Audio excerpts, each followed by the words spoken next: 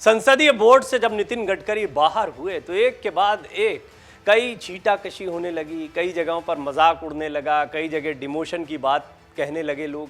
उनके पुराने बयानों को उठाकर उनकी नाराज़गी को दिखाने की कोशिश की गई। लेकिन जब प्रधानमंत्री मोदी ने उनकी तारीफ की तो उसके बाद में कई लोगों की ज़ुबान बंद हो गई। और सबसे बड़ी बात, खुद नितिन गडकरी जब सामने आ गए और नितिन गडकरी ने सामने आकर जमकर फटकार लगाई उन लोगों को जो उनके पुराने वीडियोस को उठाकर नए परिप्रेक्ष्य में पेश करने की कोशिश करते हैं और एक गलत तस्वीर पेश करते हैं। ऐसा नितिन गडकरी ने अपने एक इंटरव्यू के दौरान कहा। एक बात सही है कि वो अपने बेबाक बयानों के लिए चर्चित रहते हैं। भारतीय जनता पार्टी के दिग्गज नेता और केंद्रीय मंत्री हैं नितिन गडकरी। जिम्मेदारी बहुत है, ऐसे में जब वो कुछ बोलते हैं तो उनका बोला हुआ बहुत मायने रखता है और वो कई बार ऐसी बेबाक बातें बोल जाते हैं कि अपनी पार्टी के लिए परेशानी का सबब हो जाती हैं। लेकिन अब उनका अंदाज एकदम अलग दिखाई दे रहा है। केंद्रीय मंत्री नितिन गडकरी जब भी कुछ बोलते हैं तो कई किस्से निकल आते हैं। बेंगलुरु में एक कॉन्फ्रेंस मंथन आइडियाज ऑफ एक्शन में गडकरी ने बोलना शुरू किया तो कई किस्से निकल आए। एक किस्सा तो उन्होंने अपने अहंकार का ही सुना दिया। गडकरी ने सरकारी पैसे के दुरुपयोग को लेकर भी दुख जताया। नितिन गडकरी ने अपने अहंकार का किस्सा किस तरीके से सुनाया वो सुनिए। गडकरी ने इस कार्यक्रम में अपनी ज़िंदगी से जुड़ा एक किस्सा सुनाया। उन्होंने कहा कि कभी कभी छोटे लोगों से भी कुछ बातें सीखने को मिलती हैं, क्योंकि अच्छी बातों के ऊपर किसी का पेटेंट नहीं होता है। मुझे लगता है मैं मंत्री हूँ, मुझे कौन सिखा सकता है, पर ऐसा नहीं है।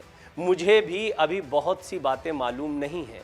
मुझे अभी समझ में नहीं आता है कि लोग मुझे रोड एक्सपर्ट बोलते हैं, कहते हैं कि मैंने बहुत काम किया है।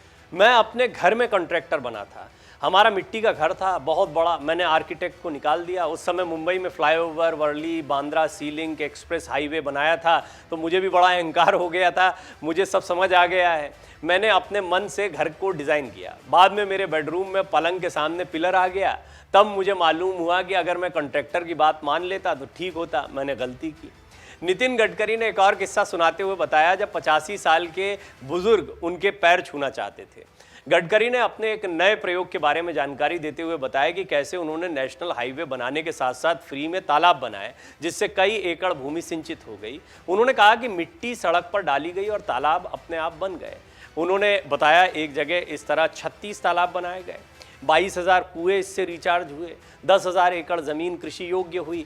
जहां किसान आत्महत्या कर रहे थे वहां नींबू और संतरे के पेड़ लगे, वहां खेती और रोजगार बढ़ा। 32 गांवों में पीने के पानी की समस्या दूर हुई। मैं वाइस चांसलर को लेकर गांव में गया, वहां 85 साल का एक आदमी मेरे नज़दीक आना चाहता था। मैंने कमांडो से कहा आने दो, वो मेरे पैर छूने लगा। मैंने उन्हें पकड़ लिया। उन्होंने कहा कि मुझे अपने पैर छूने दो। मैंने कहा कि मैं बहुत छोटा हूं और आप बड़े हैं, आप ये काम ना करें। उस बुजुर्ग ने कहा कि मैं ऐसा इसलिए कर रहा हूं कि मैं 85 साल का हूं, क्योंकि मेरे गांव में पीने के लिए पानी नहीं था।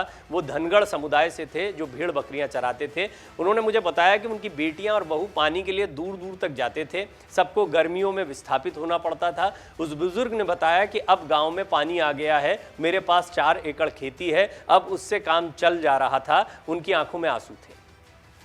केंद्रीय मंत्री ने सरकारी पैसे की बर्बादी को लेकर भी दुख जताया है। केंद्रीय मंत्री नितिन गडकरी ने सरकारी पैसे की बर्बादी को लेकर दुख जताया। उन्होंने सरकारी अधिकारियों पर भी एक टिप्पणी की थी। पहले का वो बयान भी काफ़ी वायरल हुआ था, अब सरकारी पैसे की बर्बादी की बात कही। उन्होंने इसको लेकर एक किस्सा सुनाया, कैसे सरकारी पैसे की कद्र नहीं की जाती है। उन्होंने कहा मुझे इस बात का बहुत दुख होता है कि हम अपना पैसा तो बहुत सावधानी से इस्तेमाल करते हैं, लेकिन सरकारी पैसे की कोई कद्र नहीं करता। गडकरी ने मंत्रियों और अधिकारियों के लिए बुक होने वाले प्लेन के टिकट का उदाहरण देते हुए समझाया। उन्होंने कहा मेरा एयर टिकट निकलता है, इकोनॉमी क्लास का टिकट होता है, उसमें नाश्ता शामिल होता है। मैंने बारीकी से देखा कि कोई भी मंत्री और सरकारी अधिकारी टिकट लेते समय नाश्ते वाला ही टिकट लेता है, चाहे वो खाए या नहीं, क्योंकि पैसा सरकार भरती है। मैंने एक भी ऐसा मंत्री और सरकारी अधिकारी नहीं देखा मेरे समेत कि जिसका टिकट में नाश्ता शामिल नहीं होता है। मैंने देखा कि बहुत से लोग तो नाश्ता करते ही नहीं हैं, फिर टिकट क्यों लेते हैं? ऐसा क्योंकि नाश्ता सरकार का है। ये जो मानसिकता होती है कि सरकार का पैसा हमारा पैसा है, ठीक नहीं है।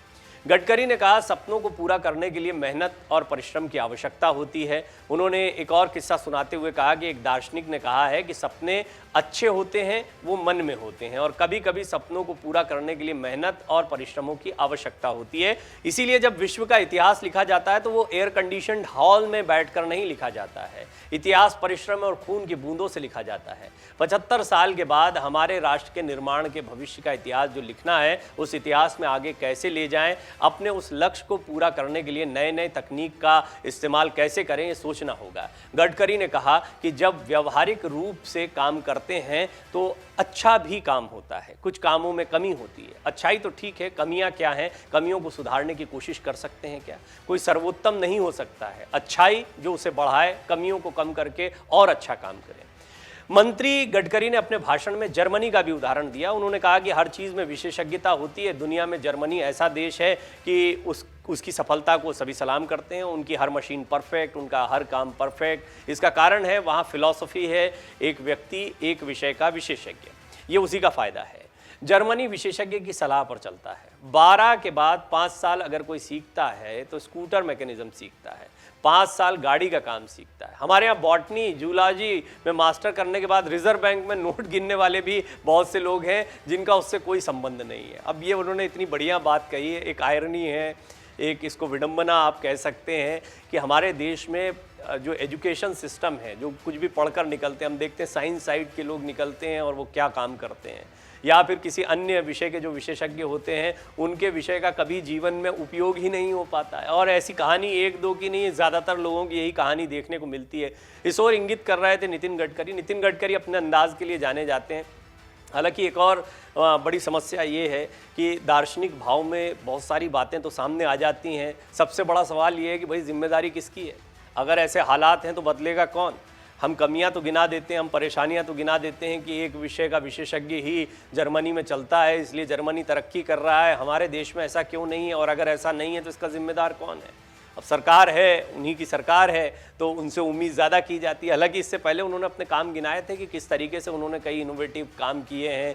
तालाब कई बन गए हैं, सड़कों के निर्माण के दौरान जो खुदाई होती है उससे जगह में तालाब बन जाते हैं या कुएँ रिचार्ज हो जाते हैं, लोगों की पानी की समस्या दूर हुई है। तो ये कुछ उदाहरण उन्होंने रखे हैं और वो अच्छा काम भी कर रहे हैं, इसमें कोई दो राय नहीं है। वो ईंधन पर डिपेंडेंसी को कम करने के प्रयास भी कर रहे हैं, ये भी हम जानते हैं। कई दफ़े उन्होंने अपने भाषणों के दौरान इसका जिक्र किया है। ज़मीन पर ये चीज़ें जब दिखने लगेंगी, ये जो सपना होता है, जो बातों में दिखाई पड़ता है, समझ में आता है, प्रधानमंत्री मोदी का विजन भी बहुत शानदार लगता है, लेकिन जब ये चरितार्थ हो जाए, क्रियान्वित हो जाए, अंतिम व्यक्ति तक पहुंच जाए तो सचमुच में देश बहुत सुंदर दिखाई देगा।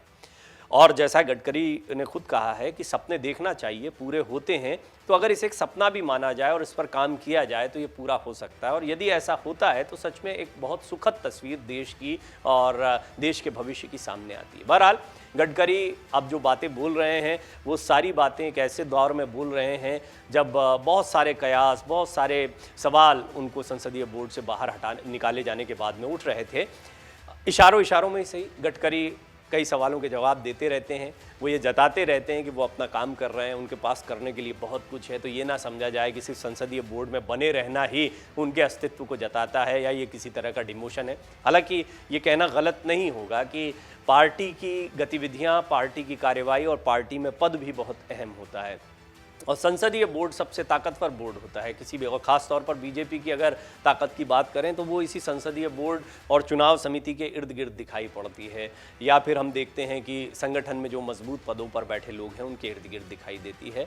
और सबसे ज़्यादा महत्वपूर्ण 3 चेहरे हैं, प्रधानमंत्री मोदी हैं, गृह मंत्री अमित शाह हैं, राष्ट्रीय अध्यक्ष JP नड्डा हैं, इनके इर्द गिर्द दिखाई देती है। नितिन गडकरी थोड़े दूर तो दिखाई देते हैं, लेकिन इस सब के बावजूद गडकरी ये एहसास करा देते हैं कि उनके बयानों को तोड़ मरोड़ कर पेश किया जाता है, गलत तरीके से रखा जाता है। वो अपना काम कर रहे हैं, अच्छे से काम कर रहे हैं। बहुत मुमकिन है आगे उन्हें और जिम्मेदारियां मिलती रहे। उनके फैंस भी बहुत सारे, हम जब भी खबर चलाते हैं तो आप लोग कमेंट भी करते हैं। अभी इस रिपोर्ट पर भी आप ज़रूर कमेंट करें, क्योंकि गडकरी के कामों को पसंद करने वाले उनकी अपनी फ़ैन फॉलोइंग बड़ी ज़बरदस्त है। और यही वजह है कि गडकरी को लेकर जब कोई खबर आती है तो फिर उस पर लोग तमाम टिप्पणियां करते हैं और उन्हें सबसे काबिल मंत्री के तौर पर भी निरूपित करते हैं। अब देखना होगा कि आने वाले समय में उन पर ये जो कार्रवाई हुई है, क्या इसके सचमुच कोई मायने हैं या बीजेपी ने उनके विषय में कुछ और सोच रखा है, अगली सरकार में क्या होगा, अगली बार बीजेपी बीजेपी का क्या होगा, उसमें नितिन गडकरी की क्या भूमिका होगी, जैसी बहुत सी बातें हैं और बड़ा लंबा समय होता है। खुद नितिन गडकरी ने अपने एक भाषण में कहा था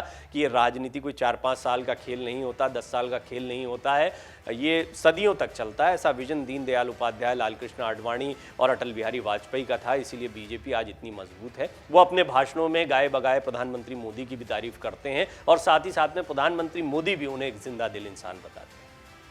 अगर आप ये वीडियो YouTube पर देख रहे हैं तो हमारे चैनल को सब्सक्राइब करें और बेल आइकन को दबाना ना भूलें। अगर आप Facebook पर ये वीडियो देख रहे हैं तो हमारे पेज को लाइक करें।